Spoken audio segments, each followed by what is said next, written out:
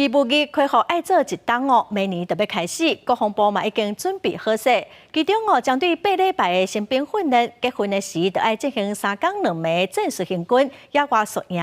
所以总统蔡英文今仔早起嘛亲身去了解哦。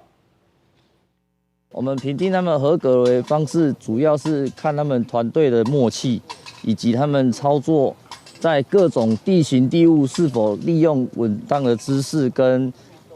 他们运动的方式是否为标准动作来做评断？我们是模拟战场，在各个枪声的震慑感跟爆破的震慑感，让新兵能够在这个测验的过程中体验到战场的压力。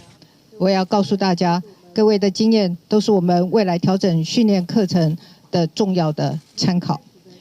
明年开始的1年期义务役。